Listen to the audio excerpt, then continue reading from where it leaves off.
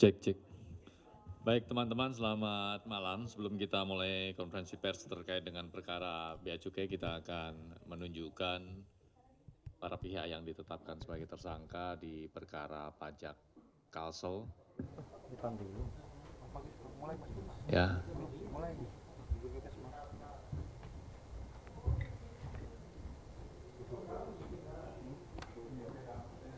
Ya, supaya teman-teman bisa dapat gambar lah ya.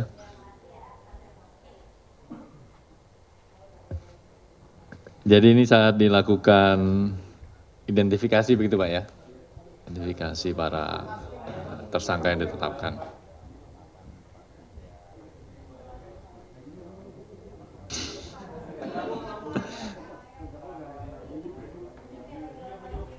Kayak lagi jelasin Pak.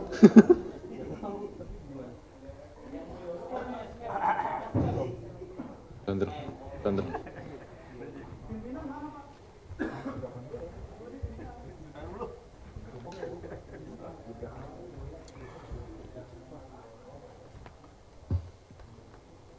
Cukup teman-teman?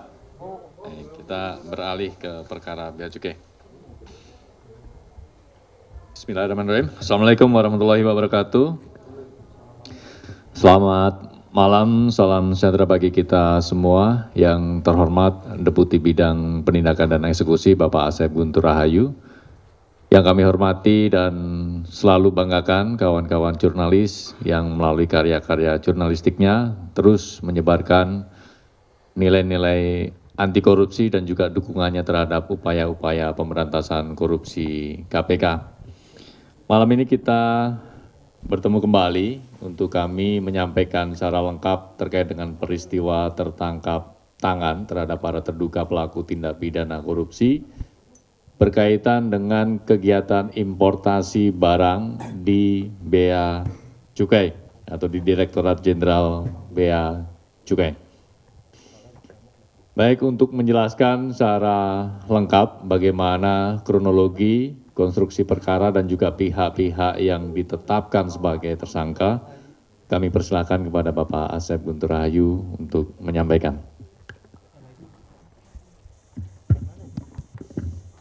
Baik, terima kasih Mas Jubir. Bismillahirrahmanirrahim. Assalamualaikum warahmatullahi wabarakatuh. Selamat malam rekan-rekan jurnalis yang saya cintai dan saya banggakan.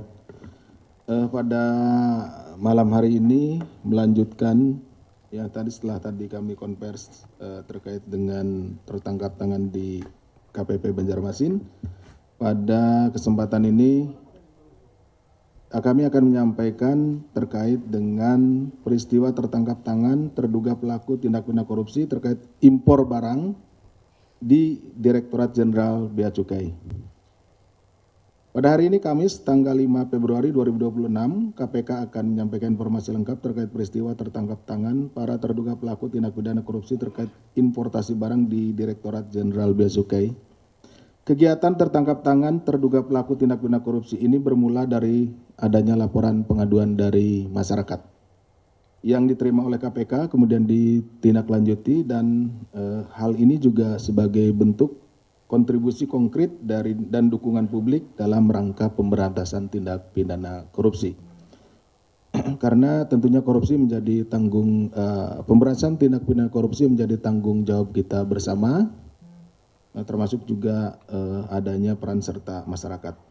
Bahwa kemudian pada hari Rabu tanggal 4 Februari 2026, tim KPK bergerak secara paralel ya di beberapa lokasi di wilayah Jakarta dan Lampung. Jadi secara bersama-sama ada yang di Jakarta, kemudian juga ada yang berangkat ke Lampung untuk mengamankan 17 orang yang diamankan dalam tertangkap tangan ini.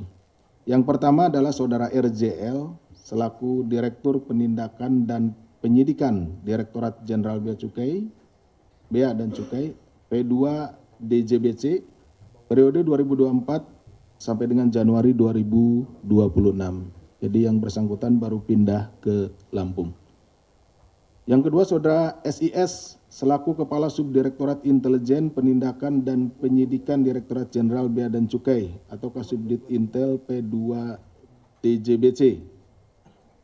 Yang ketiga Saudara ORL selaku Kepala Seksi Intelijen Direktorat Jenderal Bea dan Cukai Kasih Intel DJBC.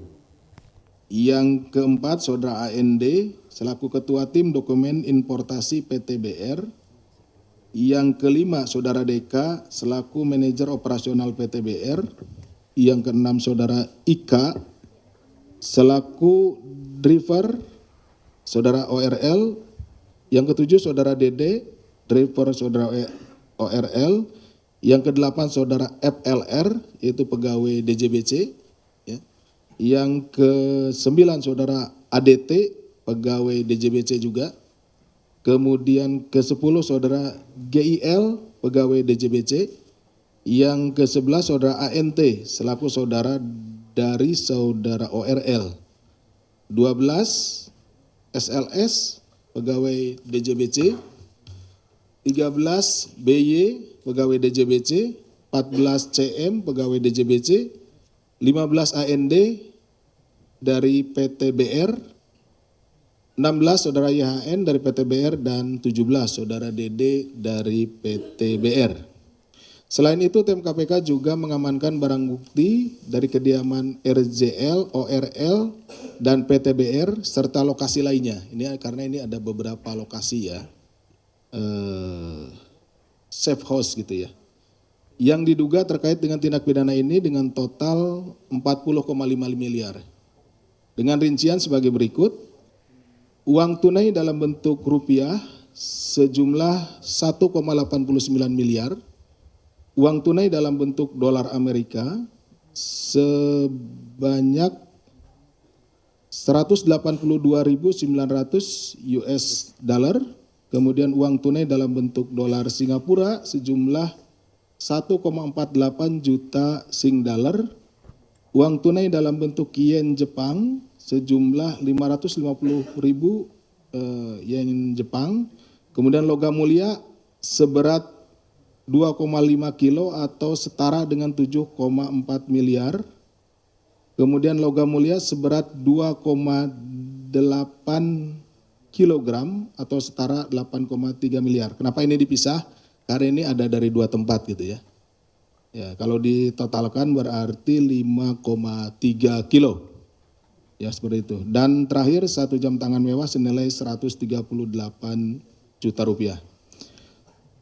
Adapun konstruksi perkaranya adalah sebagai berikut, bahwa pada bulan Oktober 2025 terjadi permufakatan jahat antara ORL, SIS, dan para pihak lainnya dengan JF, AND, dan DK untuk mengatur perencanaan jalur importasi barang yang akan masuk ke Indonesia. Jadi yang ada permufakatannya itu di jalurnya. Jadi di Bea Cukai itu ada 2 jalur.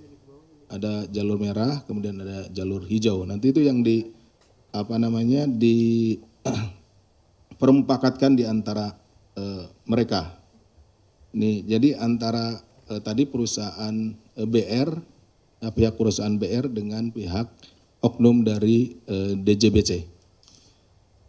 Berdasarkan peraturan Menteri Keuangan telah ditetapkan 2 kategori jalur dalam pelayanan dan pengawasan barang-barang impor untuk menentukan tingkat pemeriksaan sebelum dikeluarkan dari kawasan kepabeanan. Jadi sebelum masuk ke negara kita dijual secara bebas atau disebarkan secara bebas.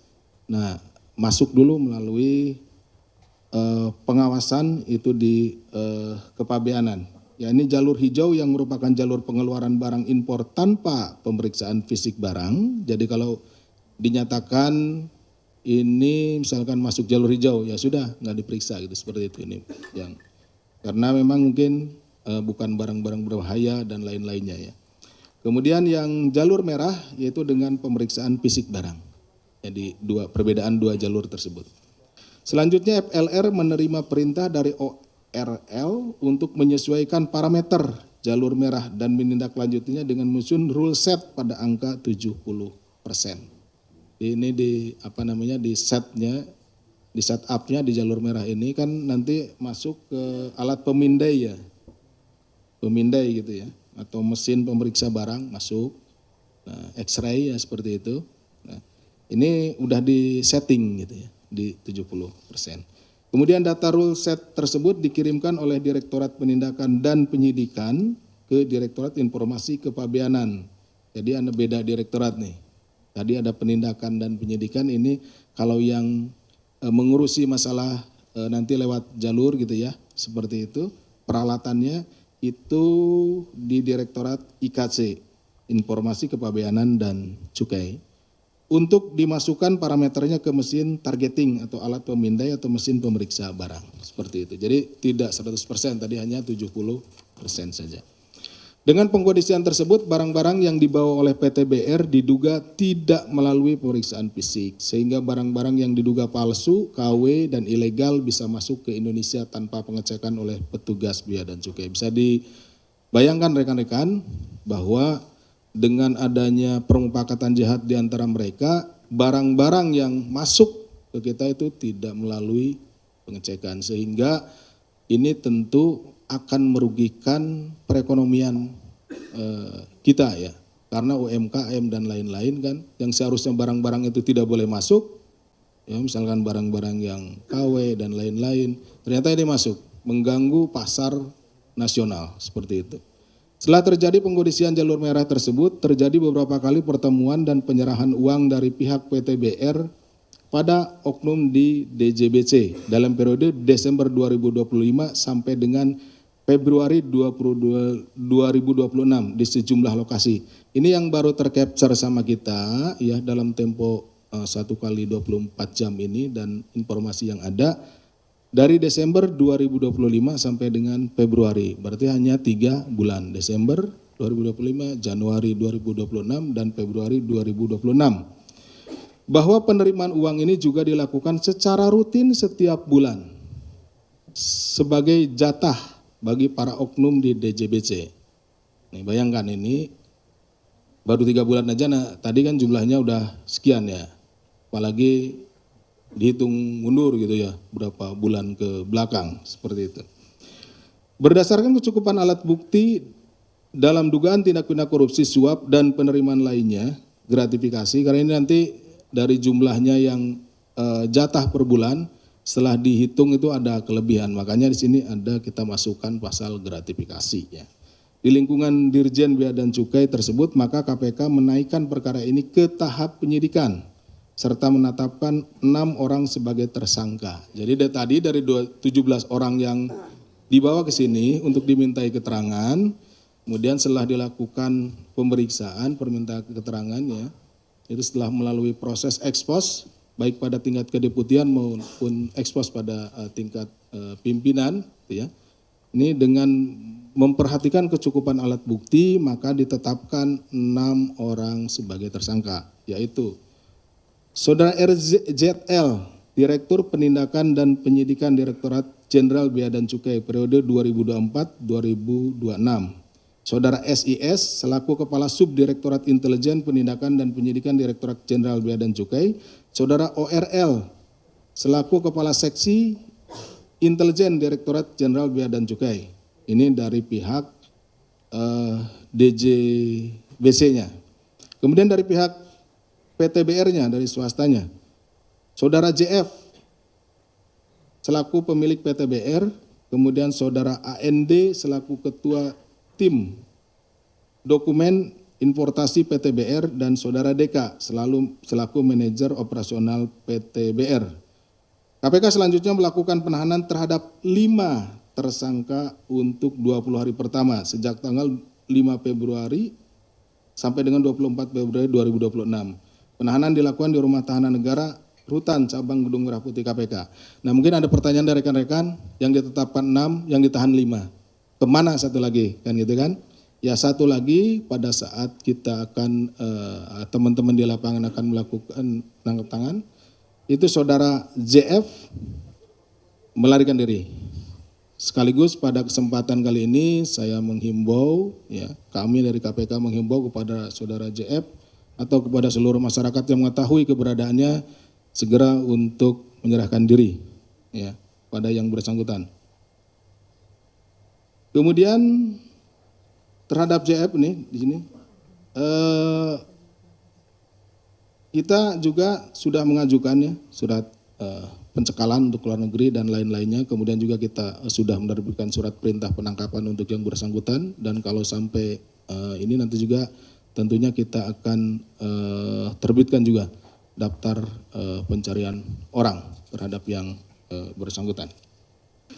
Atas perbuatan terhadap saudara RZL, SIS, dan ORL selaku penerima disangkakan melanggar pasal 12 huruf A kecil dan huruf B kecil Undang-Undang 31 tahun 99 Yunto pasal Undang-Undang nomor 20 tahun 2001 dan pasal 605 ayat 2 dan pasal 606 ayat 2 Yunto pasal 20 dan pasal 21 Undang-Undang nomor 1 tahun 2023 tentang KUH pidana. Di ini ada penyertaan ya, pasal 20 dan 21. Sementara saudara JF, AND, dan DK selaku pemberi disangkakan melanggar pasal 605 ayat 1A dan B dan 606 ayat 1 Undang-Undang nomor 1 tahun 2023 tentang KUH pidana.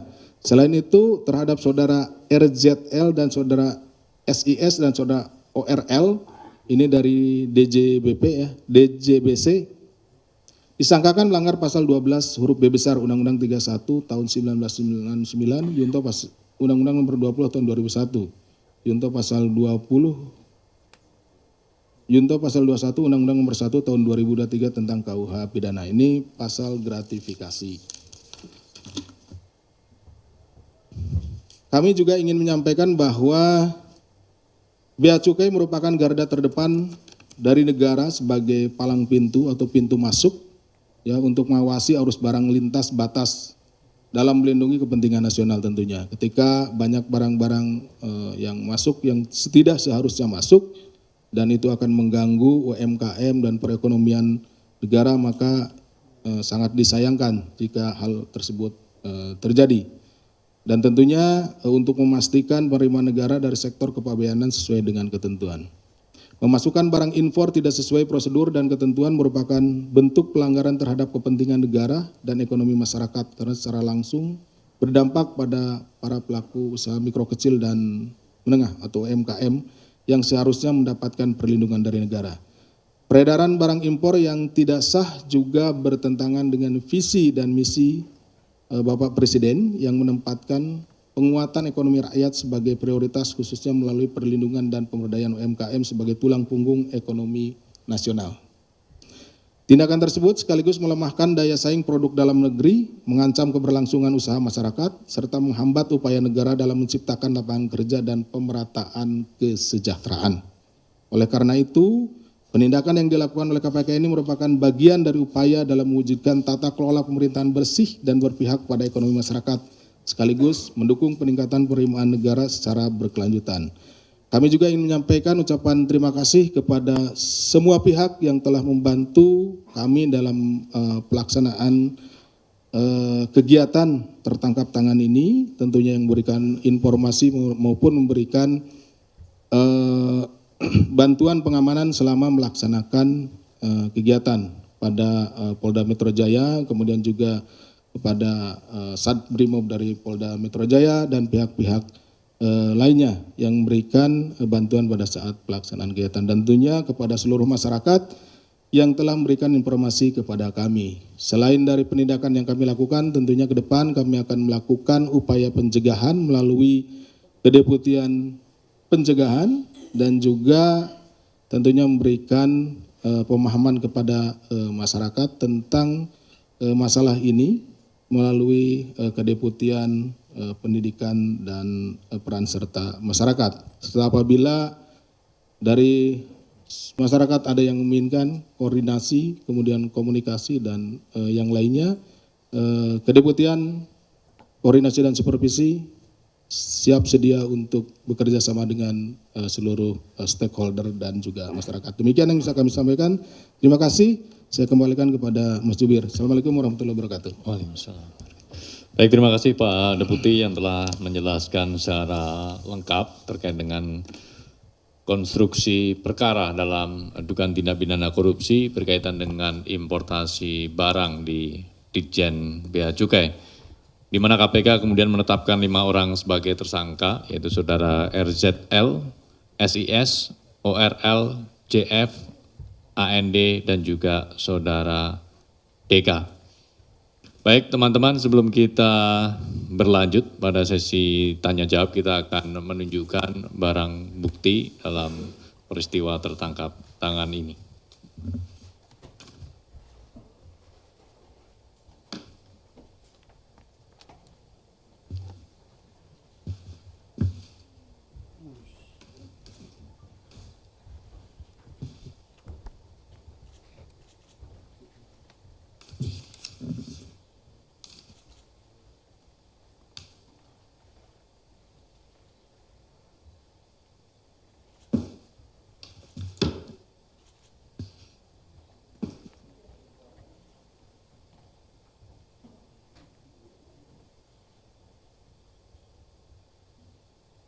Barang bukti yang ditunjukkan yaitu berupa uang tunai dalam pecahan rupiah senilai 1,89 miliar.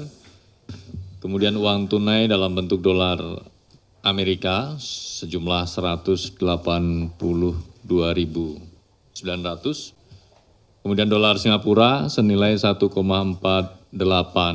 juta Singapura dolar dan juga dalam mata uang yen Jepang senilai 550.000. Selain itu juga logam mulia dengan total berat 5,3 kg atau setara dengan nilai 15,7 miliar. Kemudian 1 jam tangan mewah senilai 138 juta sehingga total dari barang bukti yang kita tunjukkan ini senilai sekitar 40,5 miliar.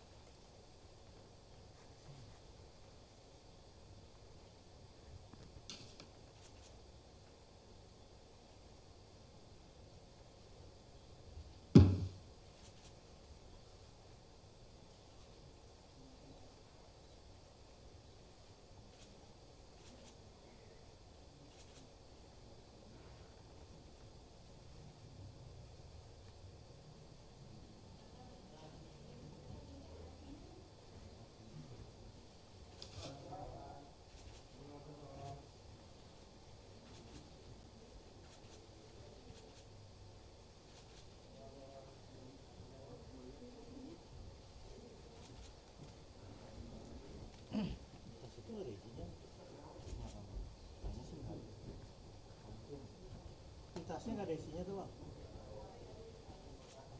Ada.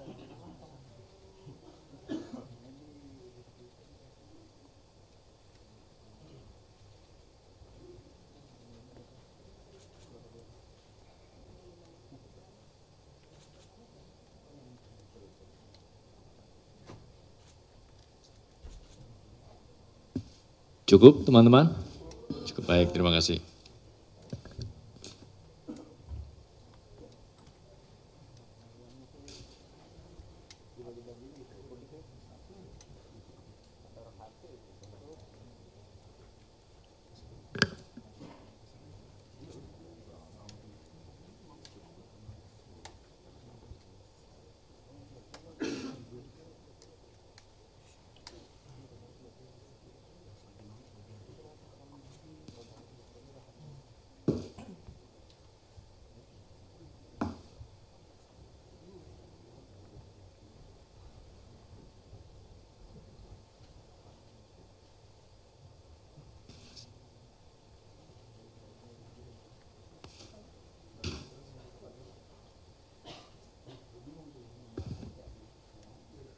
Baik teman-teman, jadi barang bukti yang kita tampilkan ini diamankan dari kediaman RZL, ORL, PT BR, dan juga beberapa lokasi lainnya, sebagaimana tadi sudah disampaikan oleh Pak Deputi, diantaranya adalah safe house. Di sini kami juga akan menunjukkan beberapa gambar kegiatan tim saat melakukan pengamanan di beberapa lokasi safe house.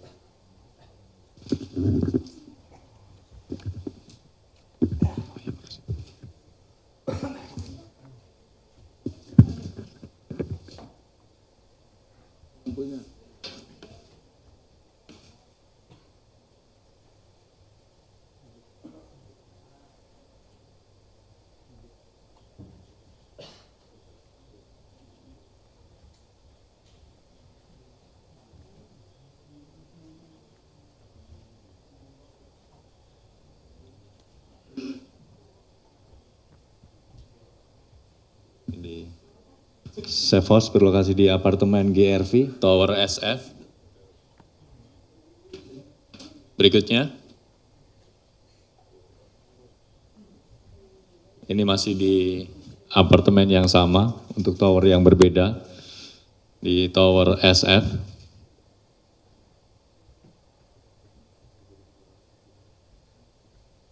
Dan ini yang ketiga di Tower ABR.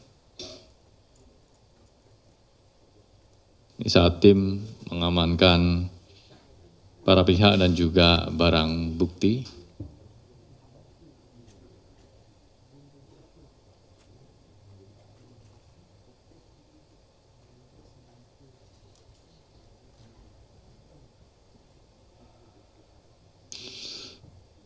Cukup teman-teman? Baik, terima kasih.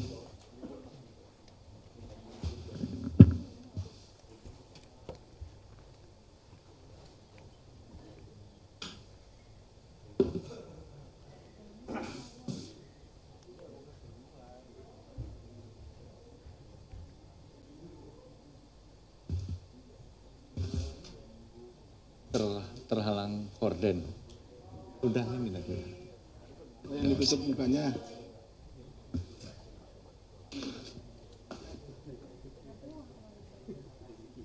Baik, teman-teman.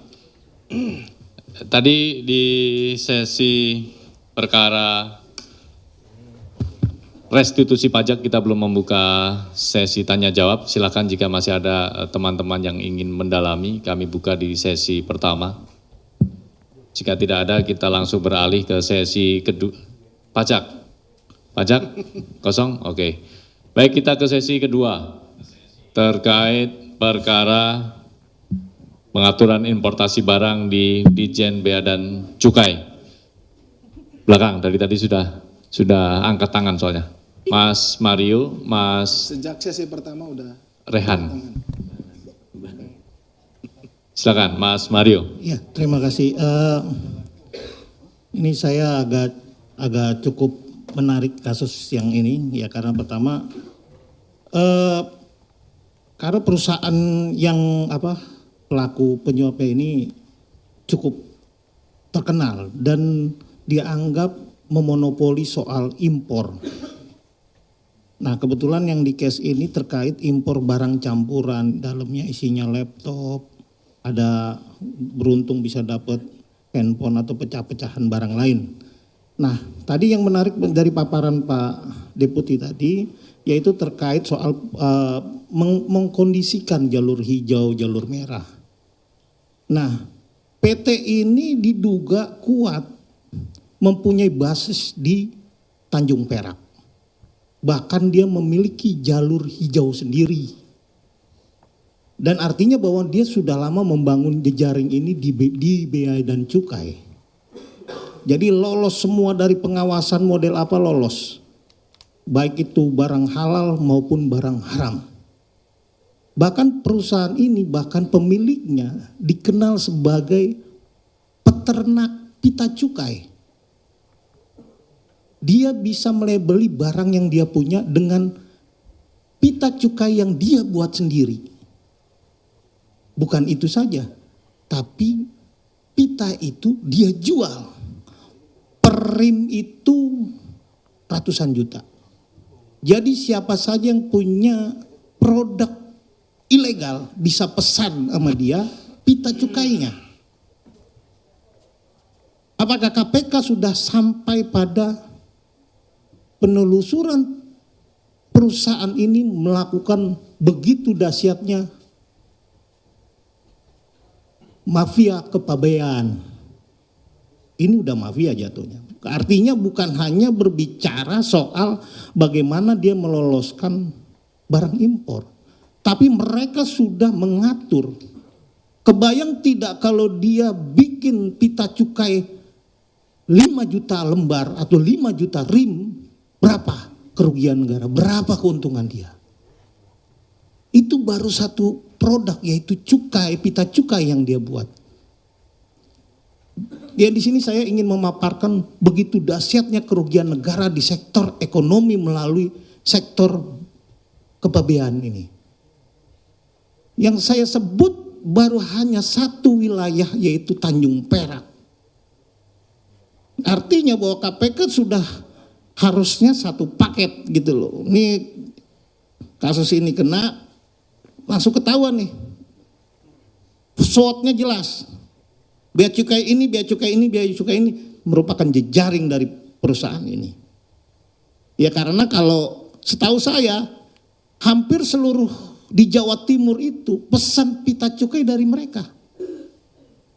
Mau itu rokok yang nggak ada labelnya, mau minuman produksi rumahan, mau minuman keras, mau minuman encer dan keras, semuanya pesan pita cukai dari produk PTBR ini. Dahsyat. Apakah KPK sudah sampai pada titik pengembangan ke arah sana? Dan saya yakin ini tidak hanya di level direktur. Itu sudah bisa dipastikan. Karena yang beredar dari cara bermain perusahaan ini udah tante-tante, tetean gitu loh. Udah level triliunan. Nah kemudian ada yang menarik sedikit lagi Pak Deputi. Ketika yang ditangkap berkaitan soal pejabat atau ASN dari Kementerian Keuangan, sebelumnya Jakarta Utara, tadi Banjarmasin, kali ini BC Direktorat P2, selalu disertai dengan barang bukti emas. Apakah memang ada kesepakatan di tingkat APH atau PNS Kementerian Keuangan kalau nyuap gua harus pakai emas? Ini modus loh, udah sama loh semua.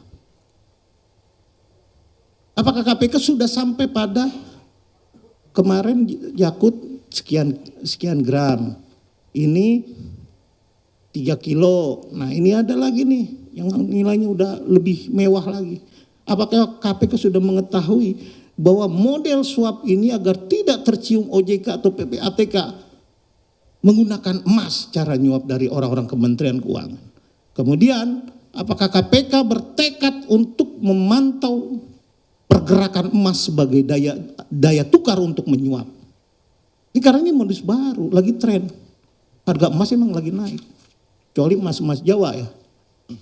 Ya mungkin ini udah menjadi tren. Kira-kira KPK apakah tertarik untuk membuat tim memonitor terkait emas ini? Karena kalau PPATK kan gampang, tinggal monitor money changer, kedetek nih yang nuker duit banyak nih, ya kan? Tapi kalau di toko emas di Senen, inang-inang Senen gak kedetek Pak. Apakah KPK akan membuat tim berkaitan untuk bergeraknya monitor hal-hal kayak gitu ya? Saya juga sempat memaparkan bagaimana cara modus-modus baru yang lagi kekinian gitu. Paling 2 itu aja yang saya ingin sampaikan. Terima kasih. Terima kasih Mas Mario, banyak informasi baru nih. Silakan Mas Rehan. Baik, selamat malam Pak Asep, Mas Budi. Saya Rehan dari Tempo. Izin Pak mau menanyakan beberapa hal ini soal bea cukai juga. Pertama, saya mau nanyain soal ini kan di konstruksi perkara ini kan ada nama Bayu, BY. Nah, ini kira-kira kenapa ya Pak nggak dijadiin tersangka, itu satu. Terus yang kedua, kalau nggak salah ini kan Bayu ini akan ada bukti gitu uang yang disita gitu, baik dari Bayu maupun dari stafnya itu Salisa SLS kalau di konstruksi perkaranya itu. Terus yang kedua, apakah itu benar uangnya itu rencananya akan dibagi-bagi? Kalau nggak salah tadi di foto itu ada amplop warna coklat itu apa benar gitu uang itu ada bagian untuk kabak umum di DCPC, terus yang kemudian ada bagian juga ke Kasubdit Humas DCPC itu. Terus yang ketiga, apakah ini juga ada peruntukan gitu untuk Kasubdit penindakan gitu Pak, terus sama Kasubdit Patla DCPC. Nah itu, terus yang kemudian saya mau nanyain juga ini soal peran Rizal, RJL. Ini kan kalau nggak salah KPK kan sempat geledah itu kantornya RJL ini P2 gitu. Soal kasus Rita Widyasari waktu itu TPPU. Nah apa benar gitu waktu itu KPK itu mengincar RJL sebenarnya? Karena mendapat informasi bahwa RJL ini sama rombongannya saat itu baru balik gitu dari Surabaya. Terus informasinya juga katanya membawa duit dolar dari para pengusaha rokok terkait cukai. Nah itu satu. Terus yang kemudian itu apa benar ketika itu pergerakan dari KPK waktu itu bocor gitu sehingga uang yang dibawa dari Surabaya itu ditaruh mobil lalu dibawa kabur gitu, dibawa pergi. Apakah sampai saat ini itu KPK juga mengembangkan ke arah sana gitu Pak? Mungkin itu aja Pak, terima kasih. Terima kasih Mas Rehan. Cross ya, tadi kaitannya juga dengan perkara TPPU Rita di Kaltim. Kita bergeser ke sisi depan, Mbak Satya, monggo. Malam Pak Asep, Mas Budi. Izin mau tanya Pak, itu yang ini kan disebutnya ada sejumlah, ini kan kasusnya udah lama pemberian uangnya dari Desember sampai Februari, maksudnya agak lama gitu. Nah pertanyaannya, ini ada nggak sih oknum lain di DJBC yang juga menerima gitu, karena disebutnya ada setoran rutin gitu setiap bulan sebagai jatah. Maksudnya apakah ini berhenti jadi Rizal doang atau gimana? Itu yang pertama. Terus yang kedua, tadi kan Pak Asep nyebutin terima kasih pada PMJ dan Brimob. Pertanyaannya, apakah dalam proses tangkap tangan kemarin itu ada pihak-pihak yang coba merintangi penangkapan gitu Pak, pengamanan yang terjadi di lapangan gitu. Makasih, itu aja Pak. Baik, terima kasih Mbak Satya. Kita tiga dulu, Mas Mario, Mas Rehan dan juga Mbak Satya. Mas Mario, terkait dengan apakah KPK juga mendalami terkait dengan BR ini yang diduga juga bermain ya di cukai, jadi tidak hanya soal bea masuk, kemudian juga pola suap menggunakan emas. Tadi juga Mas Rehan ya mendalami soal amplop-amplop pembagiannya kemana saja, peran BY dan juga SLS yang juga diamankan barang bukti dari kedua tersebut. Dan Mbak Satya tadi ada 2 poin terkait dengan peran atau penerima jatah atau uang bulanan, apakah ada dari pihak lain dan juga apakah ada upaya perintangan dalam proses atau peristiwa tertangkap tangan ini. Monggo Pak Duti. Baik, terima kasih Mas Jubir, terima kasih Mas Mario, Mas Rehan dan Mbak Tasya. Pertama ke Mas Mario. Terima kasih atas informasinya, karena selain dari pertanyaan, Mas Mario juga memberikan informasi terkait atau pengayaan terkait dengan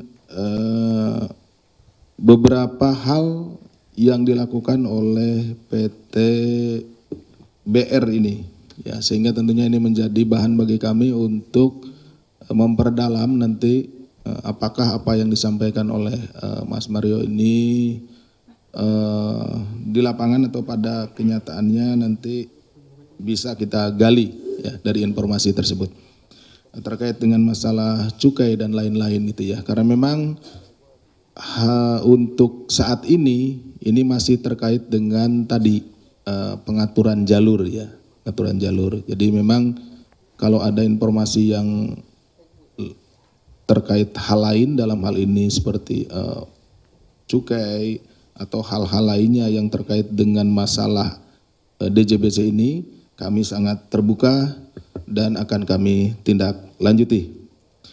Nah, 2 pertanyaan dari Mas Mario. Yang pertama, apakah KPK sudah sampai kepada pendalaman terkait dengan masalah pita cukai ini, bukan hanya sekedar pengaturan jalur gitu ya, ada jalur hijau, jalur merah seperti itu. Nah, saat ini kita masih mendalami terkait dengan pengurusan atau pengaturan jalur ini. Artinya yang kita peroleh baik tadi bukti-bukti yang ditunjukkan kepada rekan-rekan maupun beberapa orang, ada 17 yang kita datangkan ke sini untuk diminta keterangan, itu saat ini sedang memperdalam terkait hubungannya dengan barang bukti yang ada, kaitannya kemudian dengan meeting of mind-nya. Karena ini kan konsepnya atau konstruksi perkaranya menggunakan pasal-pasal penyuapan. Artinya ada pemberi, ada penerima, ada sesuatu yang dikompromikan gitu ya. Atau meeting of mind-nya, ada pertemuan keinginannya.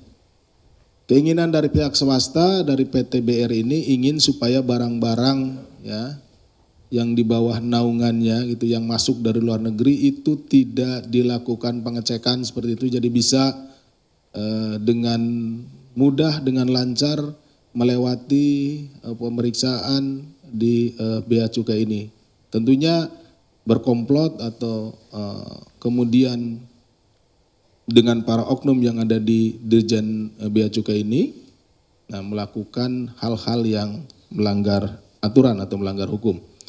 Nah, yang kemudian dari pihak dari para oknum ini di DJBC ini, mereka menginginkan sesuatu, nah, meminta sesuatu imbalan atas apa yang mereka lakukan. Pengaturan-pengaturan tadi kan ada setting alat dan lain-lain ya, sehingga barang-barang tersebut, barang-barang yang milik PT BRI ini bisa lolos. Jadi itu yang sedang kita dalami supaya apa?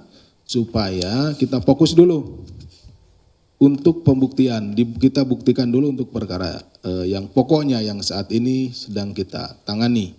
Nah, namun demikian tentunya kami tidak akan berhenti hanya pada pengaturan jalur ini. Ini adalah pintu masuk bagi kami karena seperti tadi disampaikan oleh Mas Mario, banyak informasi terkait dengan perkeliruan-perkeliruan yang ada atau dilakukan oleh para oknum, termasuk dengan tadi pembuatan cukai, pengedaran cukai, dan itu tentunya sangat merugikan perekonomian negara karena salah satu dari pendapatan negara itu berasal dari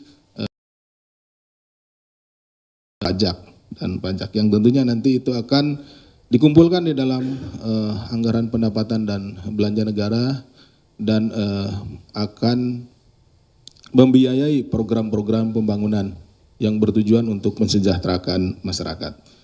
Kemudian tren yang disampaikan oleh Mas Mario memang benar, apalagi sekarang tren harga emas yang dalam beberapa bulan terakhir ini terus meninggi ya, menanjak gitu ya, walaupun di minggu kemarin setelah hampir mencapai 3 juta sekian per gram gitu ya, kemudian turun lagi ke angka sekitar 2,9 sekian ya, karena walaupun diramalkan akan nyampe di 5 juta per gram, dan tentunya ini menjadikan daya tarik bagi orang-orang atau pihak-pihak yang akan atau yang memiliki kepentingan dengan barang yang kecil tapi nilainya besar gitu ya.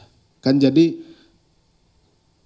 barang yang digunakan untuk memberikan suap ya, itu biasanya adalah barang-barang yang ringkas, barang-barang yang kecil tetapi memiliki nilai besar. Pun ya yang legal, artinya yang legal ya, seperti itu. Tapi bisa saja gitu kan, pemberian itu bisa saja dengan barang-barang yang ilegal juga seperti itu. Nah, seperti misalkan uang, mata uang tentunya akan juga dipilih mata uang yang memiliki nilai tukar yang tinggi. Seperti itu. Satu lembar misalkan mata uang asing itu berharga sekian puluh juta ya, gitu kan. Atau berapa puluh juta gitu, berapa belas juta seperti itu, sehingga memudahkan bagi mereka untuk menggunakannya.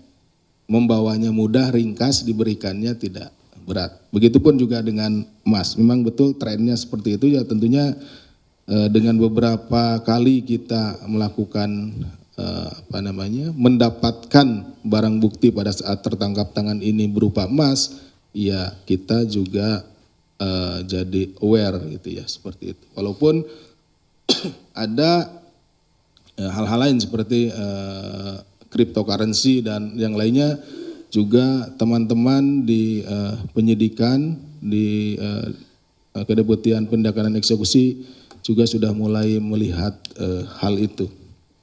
Demikian kira-kira Mas Mario. Belum kejawab soal tim pemantauan emas,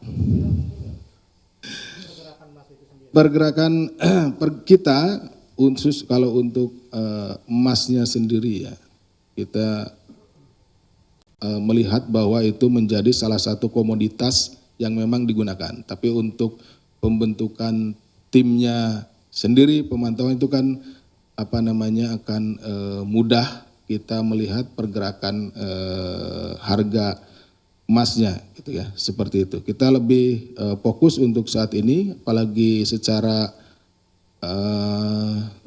sumber daya manusia khususnya di dalam Kedeputian Penindakan ini masih kekurangan kita untuk penanganan beberapa perkara. Kita lebih fokus kepada penanganan perkara tindak pidana korupsinya. Kami bisa bekerja sama dengan stakeholder lain dalam hal ini, bisa melalui Antam dan yang lainnya gitu ya, seperti itu, untuk memantau pergerakan harga emas dan yang lain-lainnya. Ketika kita membutuhkan informasi itu, kita bisa meminta atau bekerja sama dengan lembaga-lembaga yang terkait. Mas Raihan, Saudara BY mengapa tidak dijadikan tersangka? Gitu, seperti itu. Jadi seperti tadi disampaikan dalam pemaparan bahwa menjadikan tersangka itu terkait dengan kecukupan alat bukti gitu ya. Kecukupan alat bukti, kemudian juga terkait dengan fakta-fakta perbuatan. Jadi fakta-fakta perbuatan maupun bukti-bukti yang ada belum mencukup ya, belum cukup untuk menaikkan seorang itu menjadi tersangka, dalam ini Saudara BY. Tapi tentunya dalam perjalanannya nanti, seperti tadi juga disampaikan Mas Mario, kemungkinan kalau kita menemukan atau kalau kami penyidik menemukan tindak pidana korupsi yang lain atau fakta-fakta perbuatan yang lain atau terpenuhinya unsur-unsur tadi ya, terpenuhinya bukti ya, kecukupan alat bukti, maka akan ditetapkan kembali orang-orang tersebut atau pihak-pihak tersebut menjadi tersangka. Kemudian apakah benar akan dibagi-bagi? Iya. Akan dibagi-bagi itu iya benar. Karena memang juga sudah ada di amplop-amplop gitu ya, berapa amplop. Tetapi untuk kepada siapanya, ya kita sedang dalami ya. Sedang kita dalami, karena yang kita temukan itu banyak sekali gitu amplop ya. Tapi belum ada kepada siapanya gitu, amplop itu tersebut. Mungkin orangnya sudah tahu gitu. Dan ada kode-kode yang kami juga sedang dalami dari kode-kode itu. Seperti itu. Kemudian apakah ada untuk Kasubdit dan lain-lain ya, tadi sudah disampaikan ya, sekaligus dijawab. Jadi kita juga mendalami karena amplopnya itu banyak gitu. Ini untuk siapa saja. Jadi kita tidak hanya misalkan di bagian penindakannya saja, tetapi kita juga ke bagian-bagian yang lainnya. Kemudian peran RZL ya sempat melakukan penggeledahan ya di perkaranya RW. Sejauh ini ya secara terpisah gitu ya, secara terpisah itu belum ada kaitannya. Kalau secara terpisah itu kami selama 1 kali 24 jam ini belum menemukan keterkaitan antara perkaranya TPPU-nya RW dengan perkaranya saat ini. Tetapi balik lagi tidak menutup kemungkinan, jadi ditunggu saja. Yang selanjutnya adalah, nah ini pergerakan di Surabaya dan lain-lain ya. Nah itu juga nanti sedang kita dalami. Kemudian Pak Tasya, apakah ada oknum di DJBC yang oknum lain ya, yang lebih tinggi? Nah ditunggu saja, kita nanti akan sedang dalami kepada siapa uang-uang tersebut, karena memang kalau dilihat dari nilainya kan fantastis gitu ya. Nilai emasnya sendiri 5,3 kilo, jumlah uang asingnya gitu, mata uang asingnya juga besar gitu, sampai ada yang 1, sekian juta Singapura dollar gitu ya, seperti itu. Nah itu tentunya kami juga sama memiliki pemikiran ya, seperti rekan-rekan sekalian, bahwa apakah hanya berhenti di situ gitu, setingkat itu, uang sebanyak itu kan gitu. Melihat amplop-amplop yang banyak, kepada siapa amplop ini akan didistribusikan kan gitu ya Mas Rehan. Jadi itu sedang kita dalami, karena kita memang memiliki waktu yang saat ini 1 kali 24 jam harus menentukan orang-orang tersebut statusnya, apakah dia dengan kecukupan alat bukti lalu jadi tersangka atau tidak cukup, lalu kita karena tidak cukup kita kembalikan. Yang selanjutnya, apakah dalam proses kemarin ada pihak-pihak yang merintangi? Sejauh ini tidak ada, aman-aman saja, kita melaksanakan tugas berjalan dengan baik. Adapun tadi kami menyampaikan ucapan terima kasih kepada para pihak, tentunya itu dalam rangka kenyamanan gitu ya, pada para pihak, yang pihak baik yang pihak kami penyidik, kemudian juga rekan-rekan yang ada di sana. Karena untuk tentunya kepolisian adalah aparatur pemerintahan yang bertugas untuk melakukan pengamanan. Jadi untuk keamanan supaya juga berjalan dengan baik, berjalan dengan lancar pelaksanaannya, kami dibantu oleh pihak kepolisian, dalam hal ini oleh Polda Metro Jaya, sehingga pelaksananya bisa berjalan dengan baik. Demikian mungkin Mbak Tasya. Pak nambahin Pak, itu yang tas, saya nggak tahu bacanya gimana, yang Louis Vuitton itu. Itu ditemuin pas OTT atau gimana sih Pak? Karena di pointers nggak ada, sama yang uang di amplop juga. Ya, kalau yang di amplop ada kayaknya di gambarnya ya. Coba. Iya, kalau di amplop. Kalau Louis Vuitton juga saya juga belum lihat di situ apakah ada di gambarnya. Tapi yang jelas itu diambil pada saat apa namanya di tadi, karena ada apartemen itu ada 3 apa 4 ya? Iya, 3 ya? 4. Sebetulnya ada 4, tapi yang ada isinya ada 3. Coba perlihatkan lagi. Nah ini ada ini. Itu ada kelihatan sedikit di amplopnya, itu ada angka 3, ada apa gitu ya, ada coretan-coretan gitu, itu yang sedang diperdalam itu. Ya. Nanti coba agak diperbesar bisa nggak? Sini kayaknya ada kelihatan tuh yang di putih itu, ada logam mulia itu ya. Iya. Ya ini coba dilihat bawahnya, saya kurang hafal nih. Ini yang hitam-hitam ini Mbak, kotak hitam sama putih ini, itu isinya itu logam mulia. Ada berapa ya? Nanti sebelah lagi coba ada yang, nah ini logam mulia, terus yang lainnya ini lihat di spraynya ya, spraynya berarti itu sama ya. Coba yang lain, spraynya beda. Berarti ini tempatnya sama. Ini kan beda. Ini nggak ada berarti kan Pak ya? Berarti tadi sana. Nah ini ada juga nih. Ini yang di RV ada nih, agak diperbesar Om. Ini ada kan kelihatan. Ada di 2 tempat berarti Mbak ya. Ya. Itu kelihatannya. Ada yang mau gitu malah tuh tangannya kelihatan. Nggak tahu itu mau apa, mau menyentuh.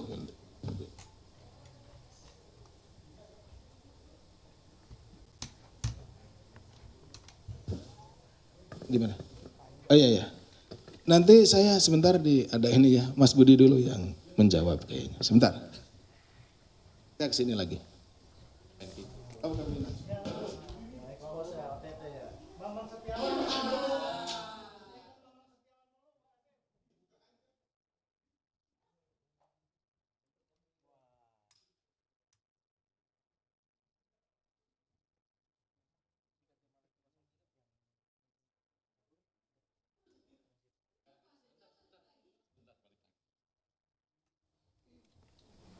Biar nggak ngantuk tadi berdiri dulu.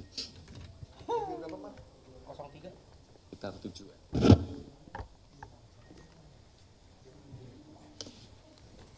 Ada apa tanya Bang? Ya. Dari informasi yang didapatkan tim di lapangan saat melakukan peristiwa tertangkap tangan diduga jatah bulanan itu mencapai sekitar 7 miliar. Ini masih akan terus didalami, oleh karena itu kami tidak berhenti di pihak-pihak yang sudah ditetapkan sebagai tersangka pada hari ini. Kami masih akan menelusuri peran-peran pihak lain, termasuk yang juga kemudian nanti apakah ada pihak-pihak lain yang juga diduga menerima aliran itu.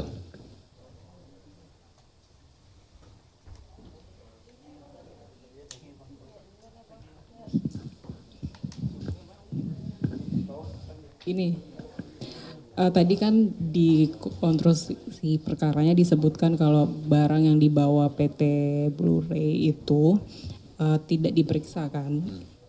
Nah itu barangnya apa aja yang masuk tanpa dicek itu dan dari negara mana aja? Beragam, Mbak Sari, gitu kan. Ada kayak sepatu begitu ya, termasuk juga barang-barang apakah ini bisa dijamin keasliannya gitu ya, atau KW begitu. Nah, itu juga kemudian nanti kita akan cek ya, karena tentunya harus difilter di situ oleh petugas bea cukai. Namun karena tidak dicek di dalam jalur itu, kemudian bisa lolos dan masuk di pasar Indonesia. Yang bal-balan. Nah, Iya, jadi PT BR ini istilahnya apa? Forwarder ya. Jadi kayak jembatan gitu ya antara importir gitu. Jadi importir dia mengimpor barang apa saja begitu. Mereka butuh jasa sebagai itu forwarder itu untuk mengurus ke bea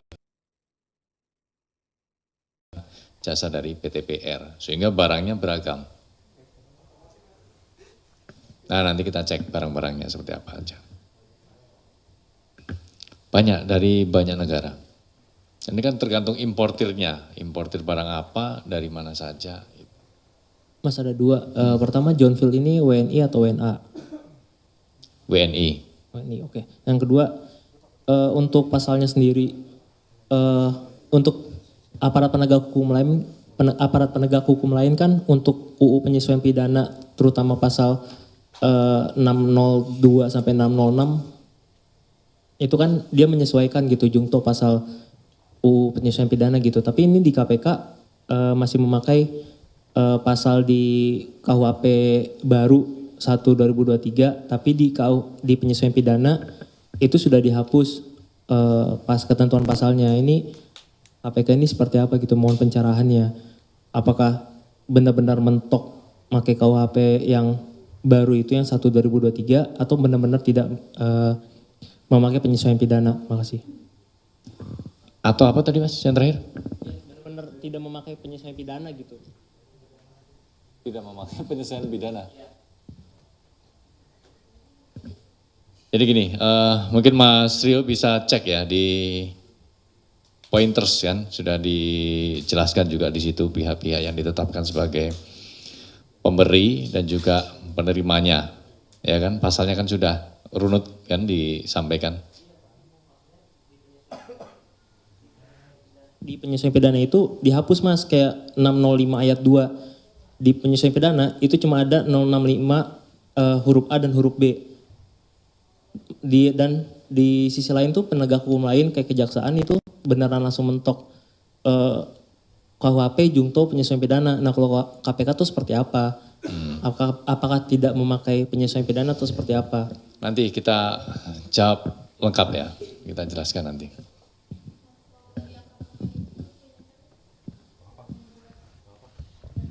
Tadi kan apartemennya disebut GRV ya Mas di beberapa tower. Nah itu tuh milik kediaman siapa gitu?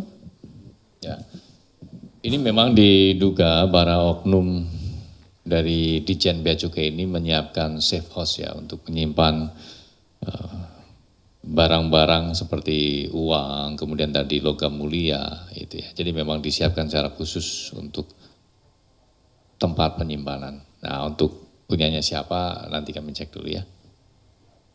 Jadi memang ini sewa secara khusus.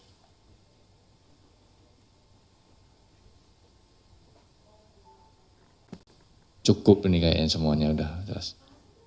Sebentar. Enggak. Nanti Pak. Ya Pak. Kayaknya tadi sebentar.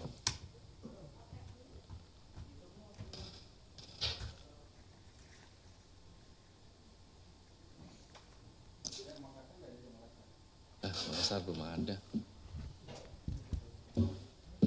Udah kan bea cukai udah kan? Besok lagi lah.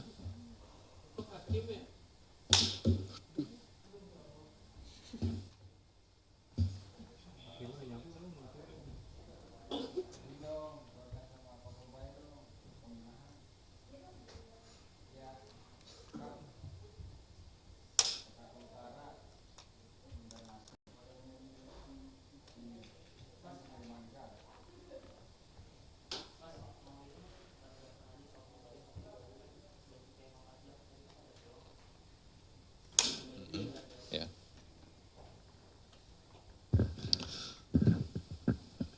Dalam perkara terkait dengan restitusi pajak dan juga ini terkait dengan importasi barang di bea cukai, ini keduanya kan di sektor penerimaan negara dengan modus-modusnya adalah markdown. Jadi modus korupsi di sektor pajak dan bea cukai ini adalah berpotensi menurunkan penerimaan negara. Jadi misalnya kalau proses restitusinya tidak dikondisikan, kemudian termasuk juga pembayaran bea masuk itu juga tidak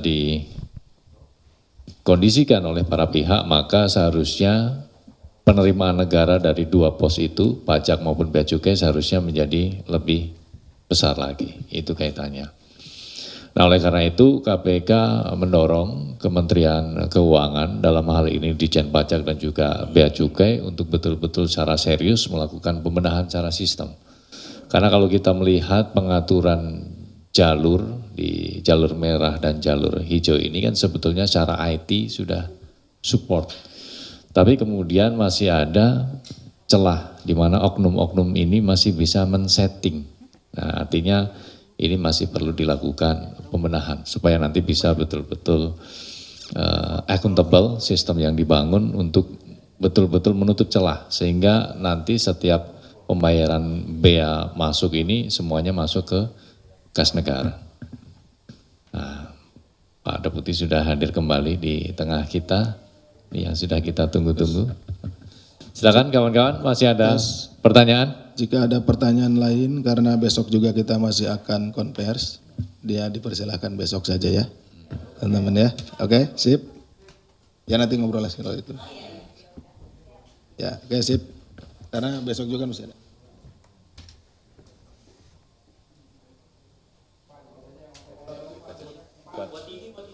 Yang mana? Ya. Oh, oke.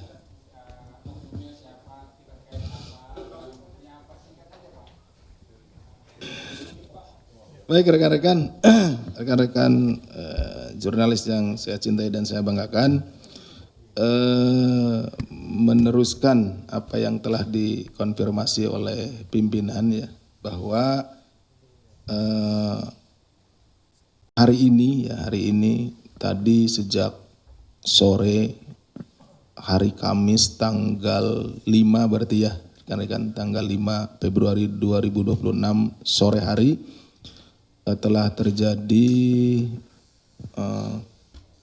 penangkapan terhadap para pelaku tindak pidana korupsi yang tertangkap tangan sedang melakukan kegiatan.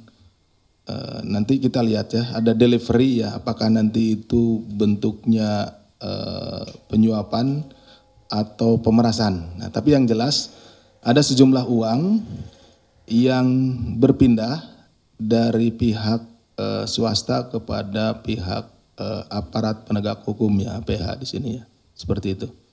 Jadi, tapi ini sedang kita dalami, nanti rekan-rekan sekalian mohon sabar, mungkin besok informasi yang ini akan kami sampaikan. Kira-kira seperti itu. Wilayahnya di wilayah masuk di Depok ya, di Depok. Ya. Mas, Bang, Ya. apakah dugaan suap ini terkait persoalan lahan di Jalan Tapos daerah Cimanggis Depok terkait sengketa lahan 6.500 meter persegi yang kemudian ada pihak swasta yang merasa dirugikan menyuap wakil kepala PN Depok, yaitu saudara BS. Rincinya besok, tapi secara garis besar seperti itu. Apa memang benar yang bergerak itu jumlahnya hanya ratusan juta? Kalau rincinya besok ya Mas ya. Tapi apa yang disampaikan oleh Mas Mario seperti itu kira-kira ya. Nah kemudian ini kan di KPK sendiri sedang bergulir penyelidikan terkait Depok juga dan kemudian berkaitan soal lahan juga. Apakah ini bisa dimatchingkan nantinya atau adakah indikasi aparat yang sama yang terduga dalam kasus di penyelidikan ini? Baik, kalau ada keterkaitannya tentunya kita akan disatukan untuk penanganannya. Tetapi kalau berbeda ya, ada misalkan nanti perkaranya berbeda, tetapi orangnya misalkan sama, ya kita juga akan disegerakan yang untuk penanganan yang ininya supaya nanti bersama-sama dan tidak seseorang tidak dihukum untuk 2 kali gitu ya, seperti itu. Pak, tapi Waka udah diamanin Pak? Sudah di atas. Besok ya. Terus besok kita ceritanya nggak ada yang ceritain lagi nanti sama Mas Budi gitu ya. Ya, mohon bersabar ya rekan-rekan ya. Karena untuk itu belum ada ininya nih, belum ada pemaparannya ya. Oke. Baik. Oke ya, bisa dipahami rekan-rekan. Terima kasih ya. Baik, terima kasih Pak Deputi, terima kasih kawan-kawan jurnalis sudah mengikuti sampai larut malam untuk kegiatan 2 konferensi pers KPK. Semoga selalu sehat, kita bertemu lagi untuk kesempatan berikutnya. Wabillahi taufik walhidayah. Wassalamualaikum warahmatullahi wabarakatuh. Waalaikumsalam. Saya mau ini dulu.